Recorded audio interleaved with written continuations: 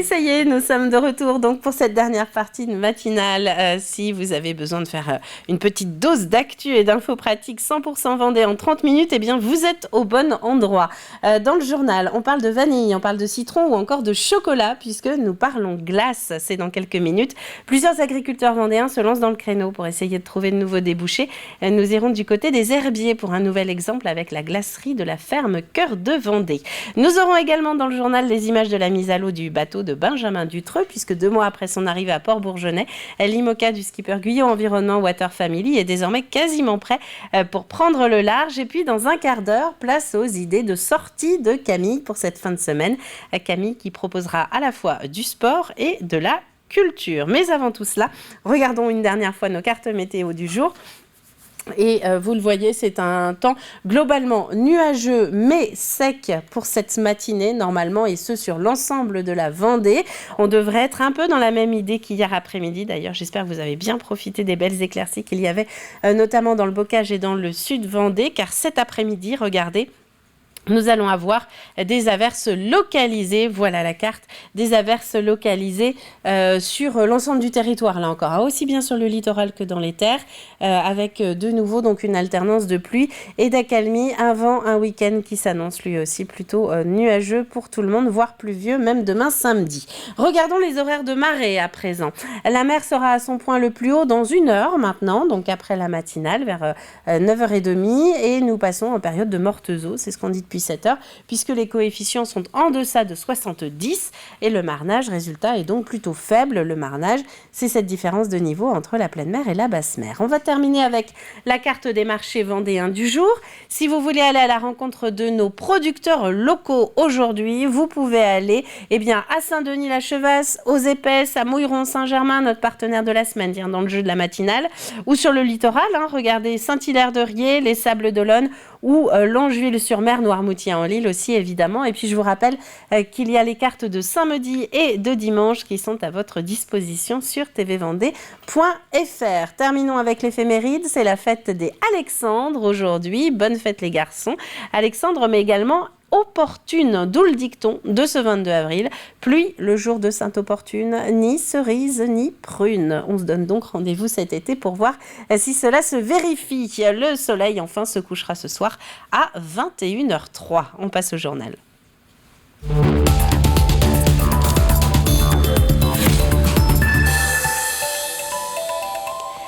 Et nous allons commencer ce journal en nous replongeant dans les archives de TV Vendée. Vous avez peut-être entendu hier soir la disparition de l'acteur Jacques Perrin, acteur prolifique, mais aussi producteur entre autres de Microcosmos et réalisateur. Et parmi ces tournages, il y a eu Le Peuple migrateur en 2001 et quelques années plus tard, Océan. Et c'est à cette occasion, vous le voyez sur ces images, que la Vendée lui avait rendu en quelque sorte hommage. Nous étions en 2012, les caméras de TV Vendée étaient déjà là et les photos du tournage avaient donné lieu à une grande exposition, à l'occasion de rappeler il y a 10 ans déjà donc toute la fragilité de la faune et de la flore marine.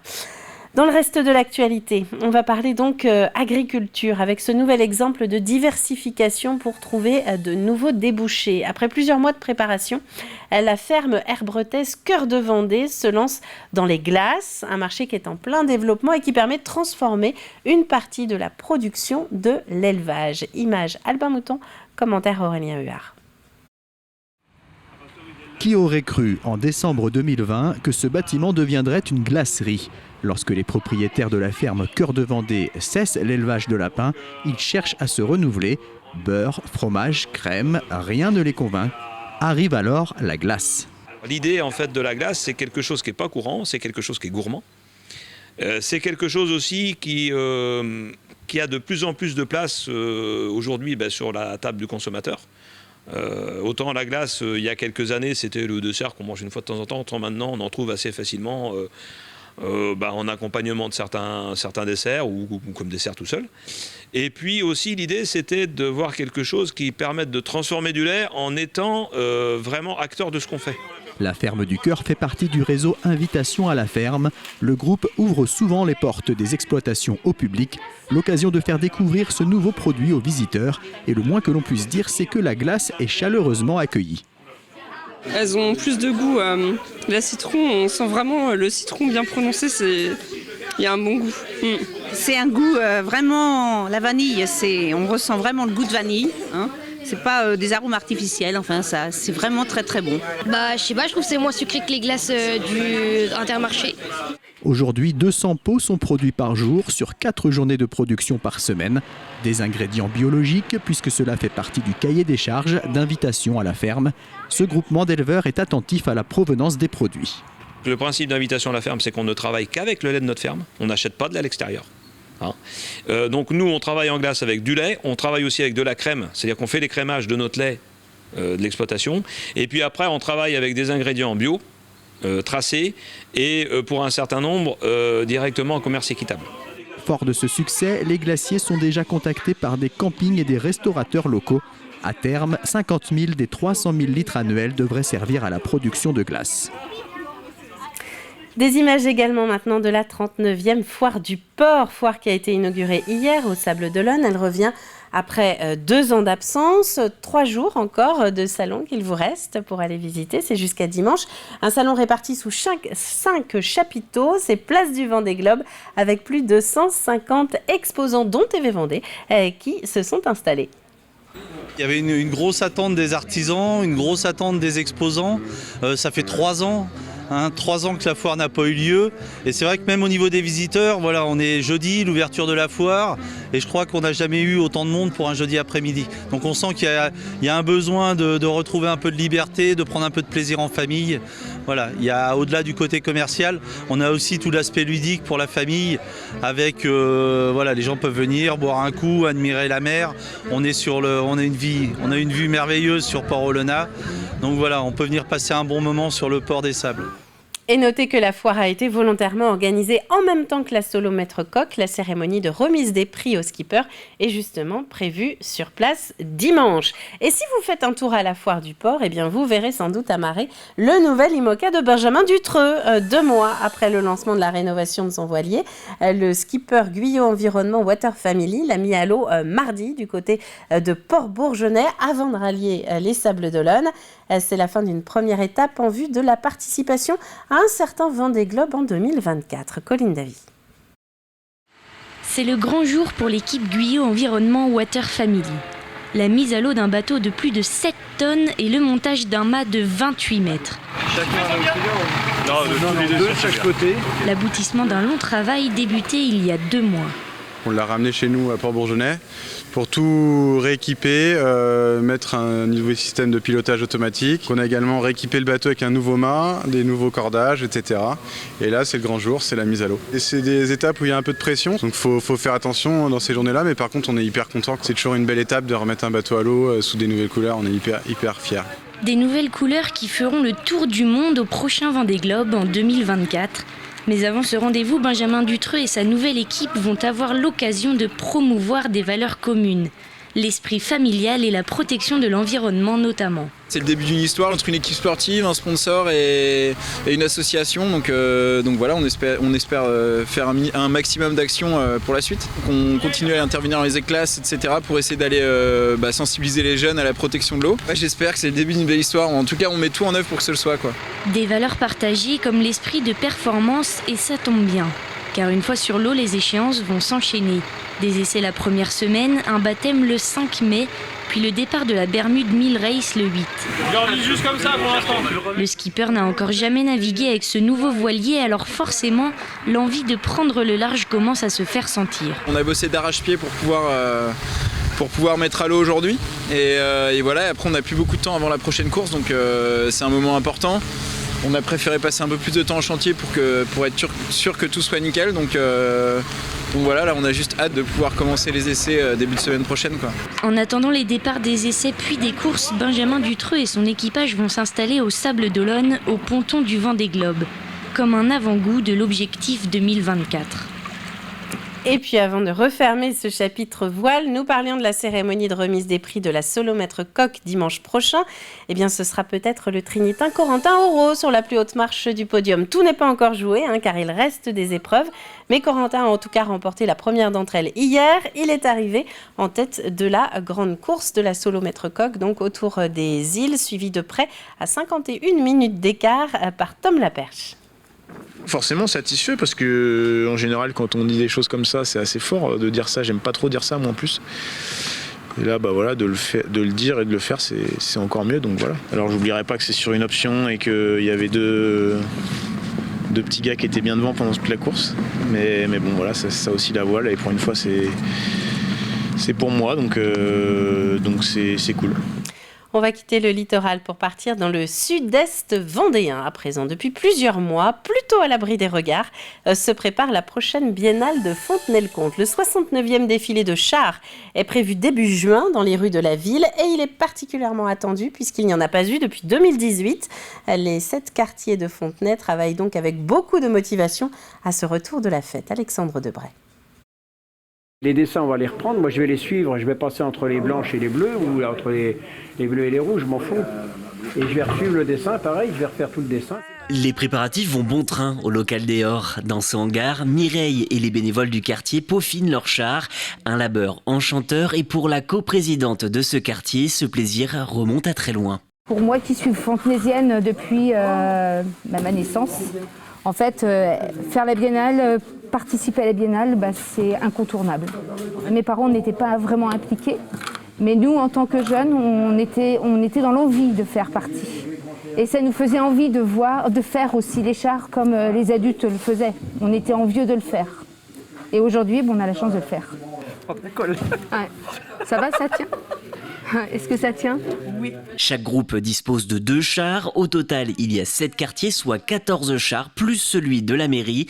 L'organisation ne planifie pas de thème, ce qui laisse beaucoup de liberté pour la parade à venir. Il y a plusieurs thèmes qui ont été choisis donc par les quartiers. Il peut y avoir donc des animaux fantastiques. On peut aussi bien voyager au Portugal. Je vous laisserai découvrir pendant le défilé. Et puis bien évidemment, les enfants seront aussi ravis de voir peut-être Franklin sur son vélo ou Heidi défiler dans les rues de Fontenay-le-Comte. Pour la présidente du comité des fêtes, il faut aussi achever ces chars composés d'animaux parés de 1000 couleurs. 80 000 fleurs sont accolées et une fois fait, le travail n'est toujours pas fini. Les électriciens, après, ils ont tous les cordons lumineux à passer. Donc il y a encore du boulot. Puis après, donc, ils vont le mettre debout. Et après, on aura donc le corps à installer devant, la fontaine, il y a tout le devant à faire et tous les plateaux à coller.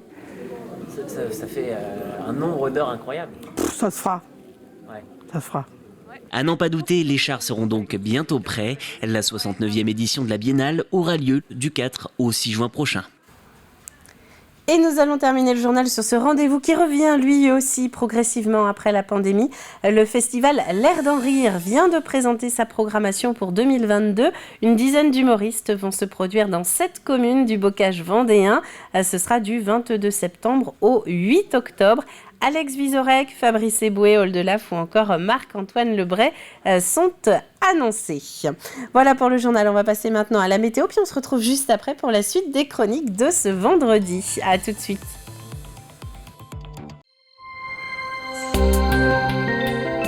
Bonjour à toutes et à tous, bienvenue, c'est la météo sur TV Vendée. Découvrons ensemble les prévisions à venir.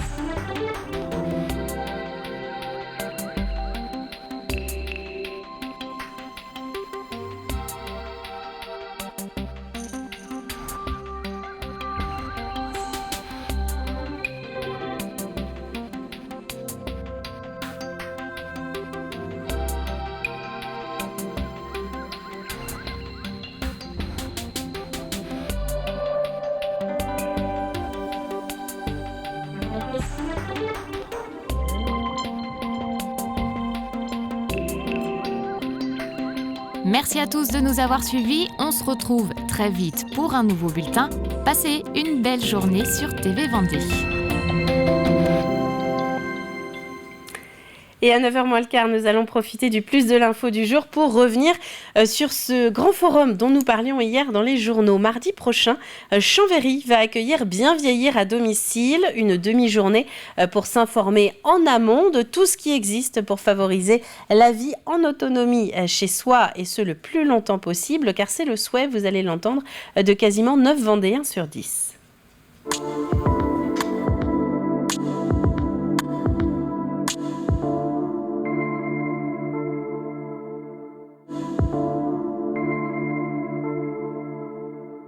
Permettre aux professionnels de pouvoir se connaître et donc de pouvoir travailler ensemble sur cet accompagnement à domicile et permettre aux familles et aux seniors de pouvoir, lorsqu'il y a une difficulté, trouver la personne qui va être idoine pour pouvoir être accompagnée. Ça peut être l'accompagnement au niveau administratif. On s'inquiète de savoir comment organiser tout le circuit administratif lorsqu'on vieillit, sa succession, les tutelles quelquefois lorsqu'on a un problème de santé, mais c'est aussi l'adaptation de son logement.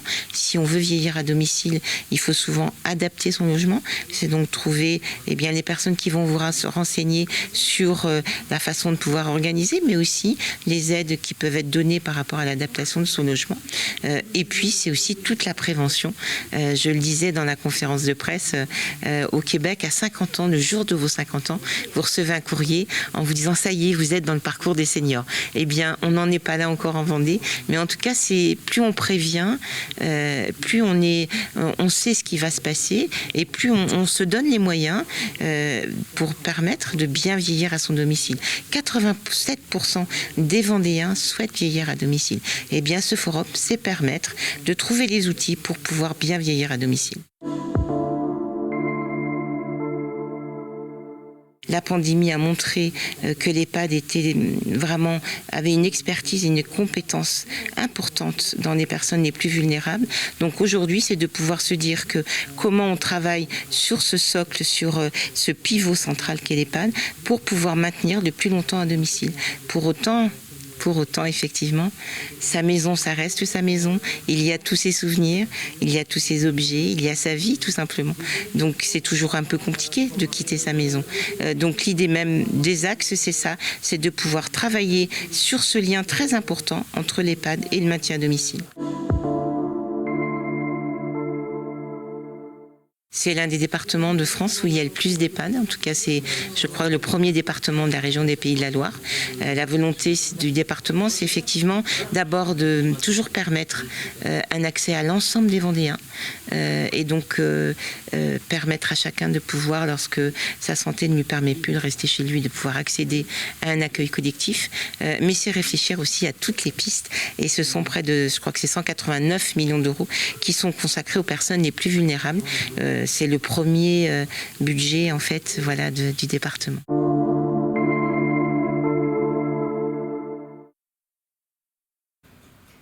Bien vieillir à domicile, c'est donc mardi prochain, ce sera de 13h30 à 18h dans la salle des Nous à Chambéry. L'entrée est libre et d'ici là, nous, on va voir comment faire pour occuper notre fin de semaine.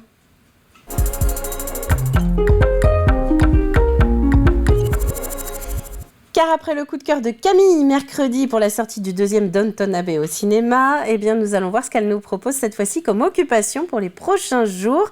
Il y a, je crois, du sport et des spectacles qui sont au programme. Regardez.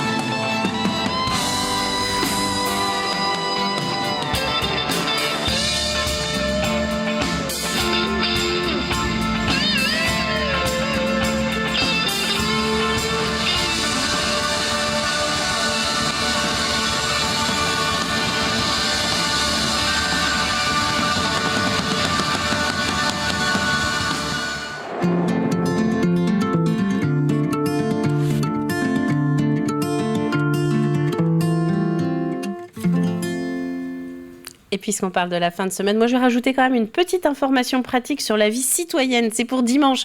Vous savez que c'est le deuxième tour pour l'élection présidentielle. Eh bien, les 616 bureaux de vote vendéens seront ouverts de 8h à 19h. On ouvre le programme télé maintenant.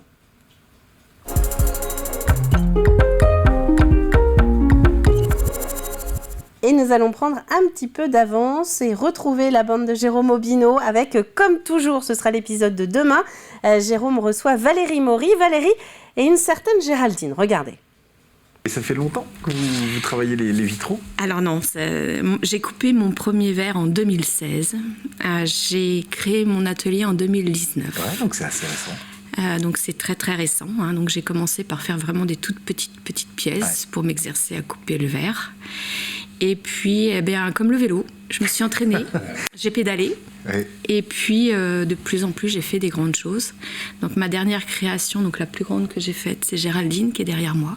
D'accord, enchantée Géraldine. Voilà Géraldine, je vous la présente. C'est une sardinière de Saint-Gilles-Près-de-Vigne, Gilocrucienne. Donc je l'avais faite en fin d'année 2021 parce que je devais exposer à l'atelier de la sardine à Saint-Gilles. Ah, d'accord, on voit la sardine. Et je voulais avoir une pièce majeure et je voulais aussi, moi, me sortir de mes sentiers battus et faire vraiment quelque chose de grand. Donc j'ai créé le dessin sur le thème, effectivement, des sardinières gilocruciennes, donc avec toutes les références du port de Saint-Gilles. Donc voilà, Géraldine sort de l'usine. De l'usine, ouais. Et puis elle a envie d'un petit moment de liberté, donc elle s'en va sur la plage. Donc il y a toute une petite histoire là-dessus. Parce que ça raconte des histoires. Ça raconte des histoires, il y a toujours. Les vitraux, c'est les premières bandes dessinées. C'est ça, c'est les premières histoires, puisque dans les vitrros, dans les églises, quand les gens ne savaient pas lire, c'était effectivement l'explication de la Bible. Donc voilà, c'est des histoires, les vitraux. Et vous pourrez retrouver l'intégralité de cet épisode de Comme toujours à partir de demain samedi sur l'antenne. Avant de refermer cette matinale, un petit point sur les principaux titres développés depuis 7 heures. Il y a d'abord ce nouvel exemple de diversification pour trouver de nouveaux débouchés. C'est de l'agriculture. Après plusieurs mois de préparation, la ferme Herbretès Cœur de Vendée se lance dans la fabrication de glace, un marché en plein développement qui permet de transformer une partie de la production de la cinquantaine de bovins de l'élevage. La 39e foire du porc a été, elle, inaugurée hier après-midi au Sables-d'Olonne. Elle revient après 2 ans d'absence, 3 jours encore de visites qui sont possibles sur ce salon qui est réparti sous 5 chapiteaux. C'est place du Vendée Globe avec plus de 150 exposants, dont TV Vendée, qui sont installés. Et puis à l'abri des regards se prépare la prochaine biennale de Fontenay-le-Comte. Le 69e défilé de chars est prévu début juin dans les rues de la ville. Il est particulièrement attendu puisqu'il n'y en a pas eu depuis 2018. Les 7 quartiers de Fontenay travaillent donc avec beaucoup de motivation actuellement au retour de cette fête. Il est 8h55, on passe au jeu.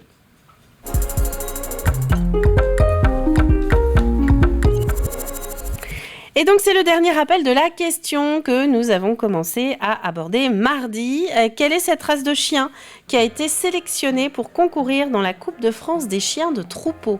Image du Sud-Vendée diffusée dans les journaux la semaine dernière. L'indice du jour, Chaser, de cette espèce est la chienne la plus intelligente du monde. Elle comprend 1000 mots. Voilà, donc vous avez jusqu'à ce midi pour nous envoyer votre proposition de réponse et le gagnant tiré au sort parmi les bonnes réponses repartira avec 2 entrées pour le musée national Clémenceau de Lattre sur la commune de Mouilleron-Saint-Germain. C'est la fin de cette matinale, et oui, 8h56 déjà. La suite de l'info, ce sera à 12h30. On va se quitter là encore en musique avec Tricot Combo pour fêter la fin des vacances scolaires, car il est bon de rappeler qu'aller à l'école, c'est utile. Vous allez le comprendre avec ce morceau qui s'appelle Sans cervelle. Quant à moi, je vous souhaite une très bonne fin de semaine à tous et on se retrouve très vite pour de l'info et de l'actu 100% Vendée. Bonne journée à tous. L'orthographe c'est pas facile, le grammaire c'est difficile. Mon truc à moi c'est l'histoire géographique.